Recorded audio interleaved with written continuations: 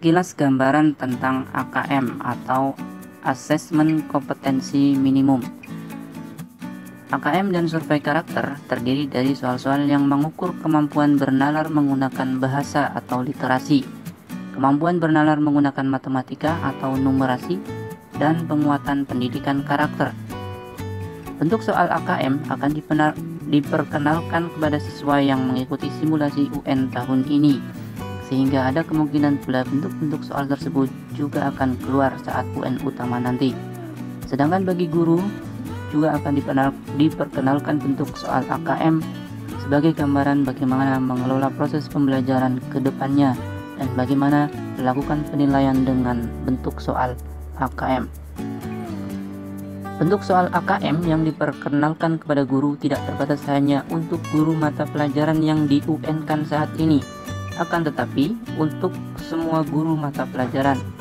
Artinya, bentuk soal AKM merupakan bentuk soal lintas kompetensi, lintas bidang, dan lintas mata pelajaran.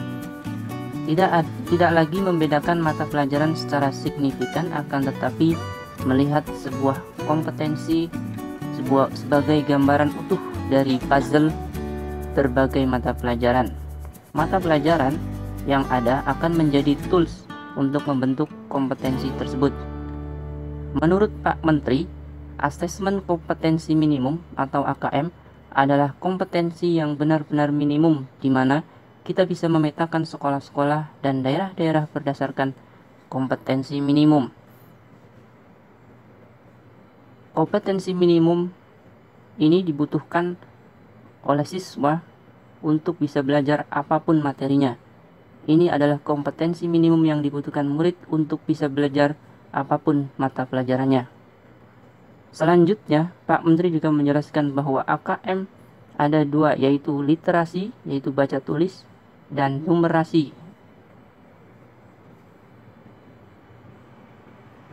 Literasi bukan sekedar kemampuan membaca, tetapi juga kemampuan menganalisis suatu bacaan, serta kemampuan untuk mengerti atau memahami konsep di balik tulisan tersebut. Sedangkan numerasi adalah kemampuan menganalisis menggunakan angka. Dia menekankan literasi dan numerasi bukan tentang mata pelajaran bahasa atau matematika, melainkan kemampuan murid-murid menggunakan konsep itu untuk menganalisis sebuah materi, bukan berdasarkan mata pelajaran lagi. Tahun ini AKM dan survei karakter akan diuji cobakan, baik pada siswa maupun guru. Rencananya tahun 2021 AKM dan survei karakter sudah diterapkan sebagai pengganti UN. Sekelumit cerita dari rekan yang sudah mengikuti AKM guru di SMK dan SMA.